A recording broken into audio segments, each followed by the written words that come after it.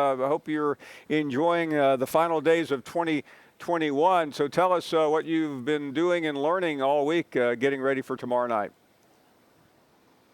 Well, first of all, I just want to say how gorgeous it is here, and I don't want to rub it into everyone else in the country that's frozen in, but it's spectacular here. I think that the Michigan fans, who it's like 7 degrees at home, they've really been enjoying it. So we've had a great time. We were able to go to Georgia practice yesterday, and I learned a lot about the Bulldogs there. We had a good visit with Stetson Bennett, the quarterback, their terrific linebacker, Kirby Dean, and all the coaches. So we've got a ton of information leading up to this game, but one of the resounding things that I've learned is Georgia didn't play well in the SEC championship game. We all know it. They know it. And the coaches said, it was the first time we've really had a crack in our confidence. As Stetson Bennett said, it all felt awful. And then when he went back and watched the tape, what he saw was there was some good things they can build on. But there were 3 or 4 plays that can never happen. And he's like, it's just killing me that I've had to wait 3 weeks to go out there and have a little redemption. Holly, so many fascinating parts of this game, but I want to stay with Stetson Bennett for a minute because, he really has been one of the great stories of the year in college football. And when we began the season with your game back in September, Stetson Bennett was respected but not expected to play a big role. What do you read into his body language and what he has been saying about what happened 3 or 4 weeks ago and what he needs to do tomorrow night?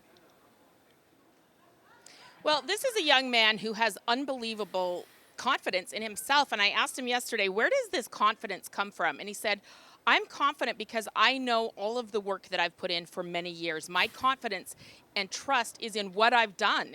And, he's a kid that never gave up. He went to a smaller junior college, Jones College in Mississippi.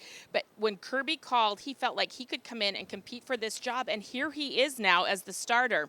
And the coaches will tell you he is the starter. He gives them the best chance to win. Part of the reason is his escapability. That's a word I think I've made up. But it's his ability to use his feet and to extend plays. And in a game like this one against Michigan with that defensive front and Aiden Hutchinson coming at you, escapability is going to be maybe one of the biggest qualities that Georgia could have at quarterback. And listen, as good as JT Daniels is, and he is good, he's got a great arm, he sees things, he's so smart, he is not great moving. And I think they're going to need somebody who can use their feet in this game against Michigan. Holly, let me ask about JT Daniels because he has been the mystery man the second half of the season. Expected Heisman candidate, but that doesn't matter anymore. A lot of Heisman candidates went the wrong way this year, as we all know. But what is his expected play in this game if things don't go well for Stetson Bennett?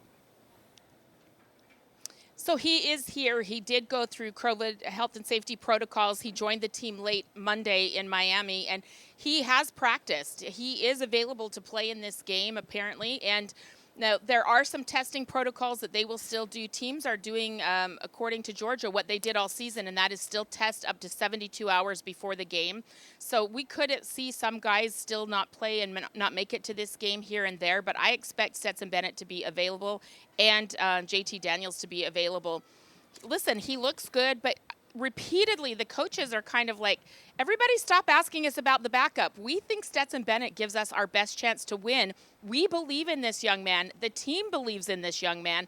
So enough already. That's kind of the vibe I got when talking to the Georgia coaches about it yesterday.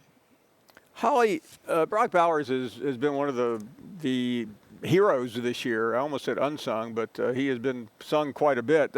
How much of an X factor is he tomorrow against Michigan? He's the entire X factor because the question will be, how does Michigan cover this dynamic tight end / wide receiver / does everything?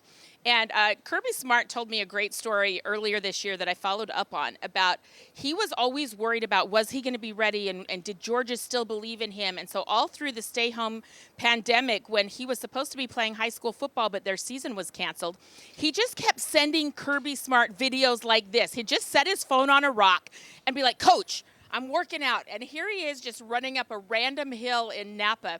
And Kirby said, like, every day I'd be getting this videos with Brock Bowers, like, Coach, I just need you to know I'm working and I will be ready when I get to Georgia. And has he ever been ready? This freshman comes in after missing his high school season last year and hits the ground running. He has been an impact player since day one, game one for Georgia. And we're going to see a lot of action from the tight ends. You know, they're all healthy now. I expect that to be a huge piece of this game plan, is how Georgia is able to employ those tight ends and how Michigan is able to handle that. Holly, let's end with the conversation about Kirby Smart, who is really a cool coach, win or lose, and it seems like he is. And I don't know if this is just part of his overall DNA, but he has not seemed to stress publicly, at least, about what happened in Atlanta. Give us the lowdown on him.